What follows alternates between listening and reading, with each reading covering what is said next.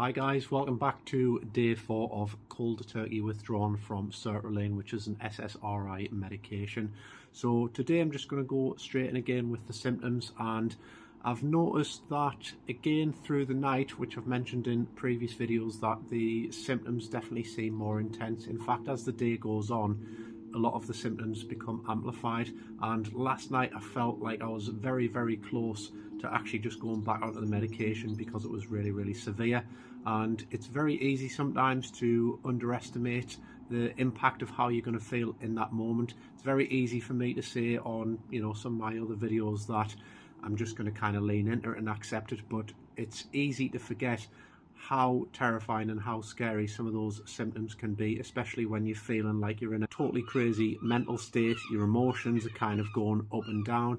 You're feeling sad, you're feeling angry, you're feeling manic almost. You've got tons of energy coming out of nowhere. So essentially last night I'd went to sleep. It was around about 11 p.m, so not particularly late, and I woke up about 3 hours into that sleep, and I noticed that my heart was beating pretty fast, which again is to be expected if you're coming off medication, because it is quite taxing on the body and it can make things go haywire a little bit. I also felt a lot of intense anxiety. It was almost on the verge of a panic attack, but I never actually got there. I used a lot of my techniques, things like the deep breathing, trying to ground myself a little bit, splashing my face with cold water, and again just trying to self-talk to myself that it's just an experience. It's neither good nor bad.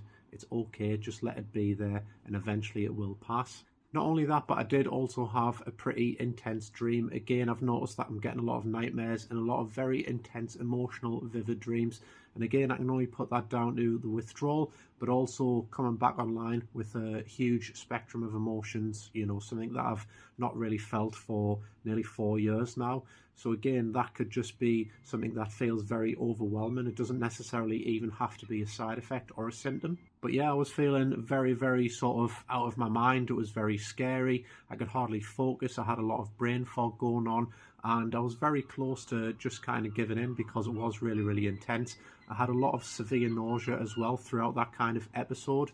And again, I'm not really sick when I feel sick. So if I've ever had like a virus in the past, or if I've had any kind of mental troubles, I do sometimes get nausea, but I've never really been sick. But that definitely felt like I was on the verge of actually just throwing up. But it's not all bad though. So again, like I've said, when I lean into these things and I sort of say to myself, it will pass, basically all of the time it does just pass within an hour or two. And I know throughout that hour or two it can feel like major suffering and you might just want to go back on the tablets, and that's for you guys to decide. Again, like I say in previous videos, like I've said as well, I'm not a doctor, so that's for you guys to decide.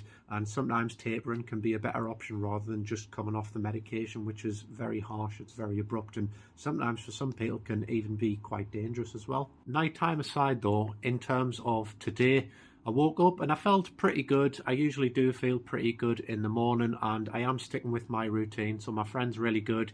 He pretty much reaches out every day and we'll have like a little step counter, and we're trying to get in at least 10,000 steps a day. It's a pretty arbitrary number, but a lot of people like to aim for it. So I did manage to go for my walk. Throughout that walk, I was mostly okay. I noticed I was quite subdued. I was quite fatigued. I did have some brain fog as well. And again, I do put that down to the withdrawal, as it felt quite heavy. It didn't feel really natural. I've also had a bit of a migraine today as well, and it's quite severe. So again, it's something that I expected to happen. It might not be a side effect of the medication. In fact, I do get headaches and migraines occasionally anyway, so I'm not quite sure with that one, but I definitely do have a pretty thumping migraine today. So I'm gonna recover after this, just kind of wind down, maybe watch like a rom-com or something like that, just something to kind of ease my mind and something to chill out to before I try to wind down and go to sleep later. And hopefully I get a better sleep tonight. I'm also still taking my supplement stack as well, so I'm still taking the algae oil, which is full of those DHA, EPA, which I believe is a type of fat, or maybe it's an acid, which is usually found in fish oil, and it is good for the brain. I'm taking the vitamin D, I'm taking vitamin K2, I'm also taking the NAC, or the N-acetylcysteine, or some people call it NAC.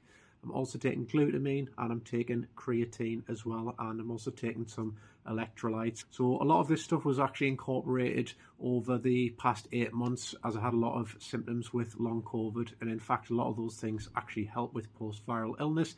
However, they're also very good for mood stabilization and also just bringing down inflammation in the body as well. So for me, it's probably something I'll stick with, you know, for as long as I can imagine. Hey baby. So yeah, in terms of the supplements, that's pretty much all the same. I do have a little bit of good news as well though, so I did manage to be a little bit more productive today. So I've actually created my website, which I'm not going to release the address yet just because it's something that I want to work on a little bit. I want to get some of the imagery right, I want to get some of the sections right, and I just want to kind of work on the website a little bit, make it a little bit more user-friendly and easy to follow.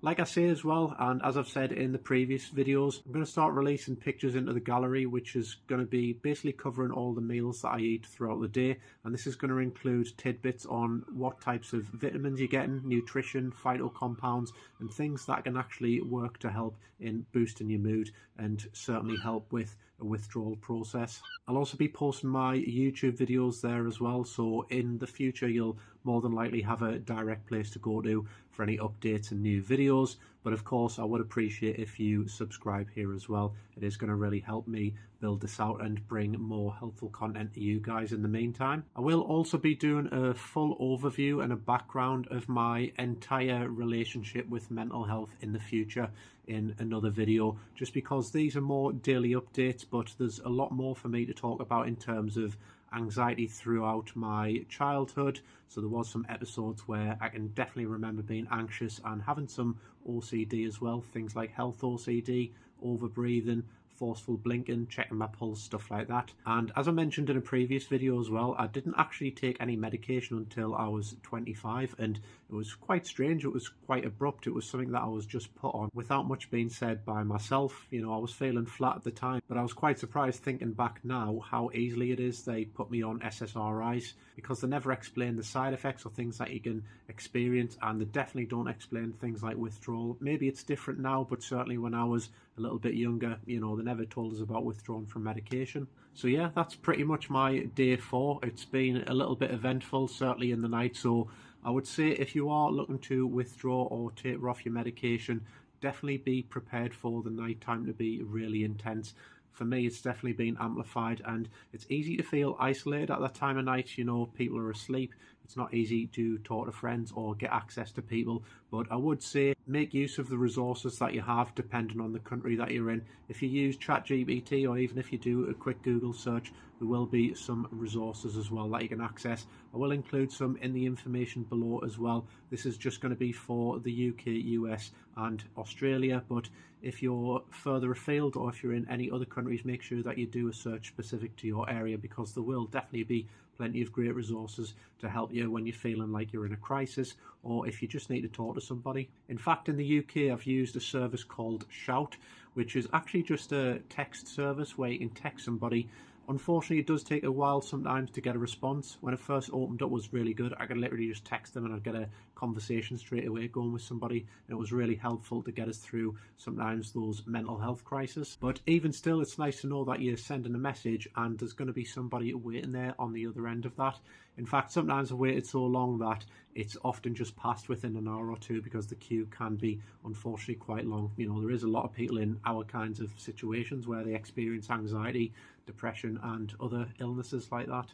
I also just wanted to say that I will more than likely be interviewing my sister at some point, because she's also been on and off SSRI medication, but she's currently on citalopram and I'm on sertraline, so there's a little bit of a difference there. But she's been on and off them, and in fact she has cold turkeyed off that medication before, usually quite successfully, although she does usually, or eventually she's just ended up relapsing. So she is currently back on the medication, but I do think it'll be interesting to see a slightly different perspective on that as well. So there's plenty to look forward to, so I do hope you will join in subscribing, liking, and also comment below. So I've actually been engaging with a couple of people lately, as you may see on my latest video as well. I definitely will talk to you. I'll definitely answer any questions, and you know, I just want to hear about your experiences as well.